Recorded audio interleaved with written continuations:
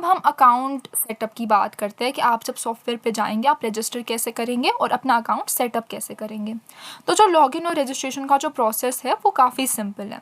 Owners जो होते हैं वो अपने बिजनेस नंबर से लॉगिन करते हैं और जो स्टाफ मेंबर्स है, ट्रेनर्स है और जो आपके जिम के मेंबर्स है या फिटनेस सेंटर के मेंबर्स हैं वो बेसिकली जैसे ही अपना मोबाइल नंबर एंटर करेंगे लॉगिन करने के लिए वो इनवाइट कोड के थ्रू लॉगिन करते हैं। ठीक है, तो अब मैं इसको थोड़ा एक्सप्लेन करती हूँ।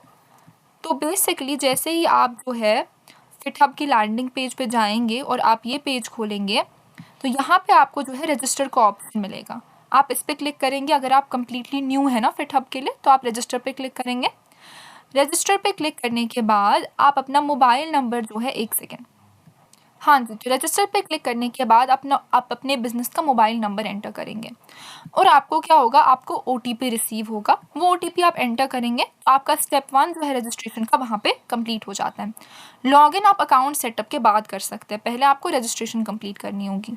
तो यहाँ पे ये जैसे ही आप रजिस्टर पे क्लिक करेंगे और यहाँ पे आपको ये खुलेगा ये पेज और यहाँ पे आप अपना मोबाइल नंबर एंटर करेंगे और फिर वेरीफाई मोबाइल पे क्लिक करेंगे।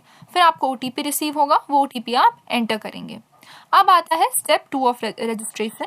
यहाँ पे आप क्या करेंगे, ये आपके ब्रांड से रिलेटेड है, आपके लोगो से रिलेटेड है। अब देखिए आपका जो ब्रांड है उसकी आइडेंटिटी जो है वो सबसे ऊपर है। इस स्टेप में आप अपने जिम की, अपने फिटनेस सेंटर की सारी डिटेल्स डालेंगे, उसका लोगो अपलोड करेंगे। क्यों, अब ये क्यों इम्पॉर्टेंट है, याद रखिए कि हर एक जो नोटिफिकेशन है जो भी मेंबर्स को जाएगा हमारी तरफ से जो कि ऑटोमेटेड है, राइट, तो उसमें आप लोगों का लोगो होगा, उसमें आपकी ब्रांडिंग होगी, तो ये बिल्कुल एक प्रोफेशनल प्रोसेस बनेगा।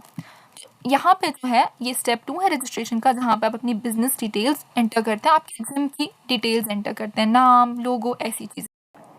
अब है स्टेप 3 ऑफ रजिस्ट्रेशन जो कि कॉन्फ़िगरेशन का स्टेप है। अब इसका मतलब क्या है कि आपका जिम, आपके रूल्स, राइट।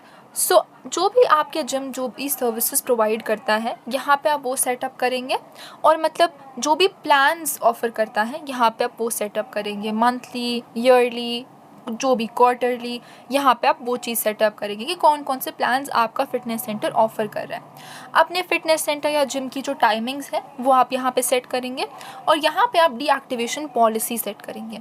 अब डीएक्टिवेशन पॉलिसी क्या होता है, डीएक्टिवेशन पॉलिसी में आप एक नंबर ऑफ़ डेज सिलेक्ट करते हैं, ठीक है। फॉर एग्ज़ाम्पल आप 90 डेज सिलेक्ट करते हैं। अगर कोई मेंबर जो है उन 90 डेज़ तक फ़ी पे नहीं करेगा ऑटोमेटिकली जो होता है उनका अकाउंट जो होता है हम डीएक्टिवेट कर देते हैं। उसकी नोटिफिकेशन जो होती है, उनका फिटहब अकाउंट जो होता है वो डीएक्टिवेट कर दिया जाता है, ठीक है। तो उसकी नोटिफिकेशन जो है एज एन ओनर आपके पास आ जाती है, एक अलर्ट आ जाता है कि इस मेंबर का अकाउंट डीएक्टिवेट कर दिया गया है क्योंकि इन्होंने जो है डीएक्टिवेशन पॉलिसी को एक्सीड कर दिया है। यानी कि डीएक्टिवेशन पॉलिसी में जितने दिन है उससे ज़्यादा दिन तक इन्होंने फ़ी जो है वो पे नहीं किया है, ठीक है। इसका मतलब ये होता है कि आप खुद कस्टमाइज़ कर सकते हैं कि कितने दिन की आपको डीएक्टिवेशन पॉलिसी सेट करनी है।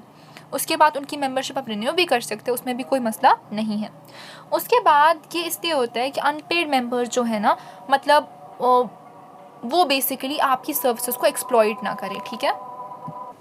उसके बाद यहाँ पर एक और चीज़ आती है, दैट इज़ जो अगर आपके पास for example multi branch setup आता है, अगर आपके पास जो मल्टीपल ब्रांचेस हैं, अगर आपका जो फिटनेस सेंटर है उसके आपके पास फॉर एग्जांपल हम ले लेते हैं 2 ब्रांचेस हैं, तो यहाँ पे आप एक सेटिंग एनेबल करते हैं कि बेसिकली जो है दूसरे ब्रांचेस जो है आपको रिक्वेस्ट कर सकते हैं कनेक्शन के लिए।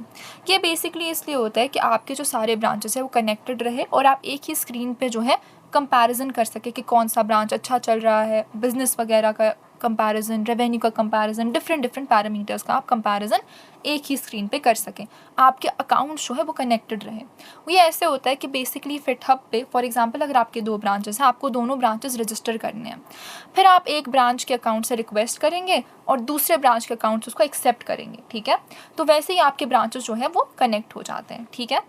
तो यहाँ पे मैं आपको दिखा देती हूँ कि रजिस्ट्रेशन का जो थर्ड स्टेप है जिम कॉन्फ़िगरेशन, जो कि जिसके बारे में अभी तक बात कर रहे थे, उसमें प्लान्स आप यहाँ पे ऐसे सिलेक्ट करते हैं, यानी कि प्लान्स आप सेट करते हैं, सर्विसेज अपनी सेट कर लेते हैं जैसे कि आप यहाँ देख सकते हैं।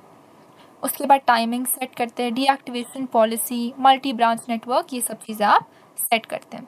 उसके बाद आता है स्टेप 4 ऑफ रजिस्ट्रेशन, ठीक है। स्टेप 4 है ओनर का प्रोफाइल। देखिए, ओनर यहाँ पे अपना प्रोफाइल बनाता है ताकि टीम को जो है वो पता हो कि मैनेजमेंट किसके हाथ में है, ठीक है ना? तो ओनर जो है बेसिकली यहाँ पे अपनी डिटेल्स वगैरह सब एंटर कर लेते हैं। जैसे कि आपका नेम, ईमेल वगैरह ये सब चीज़ें, ठीक है? आपके अकाउंट का पासवर्ड, ये सब चीज़ें। तो यहाँ पे फाइनली फिर आपकी रजिस्ट्रेशन का जो प्रोसेस है वो कंप्लीट हो जाता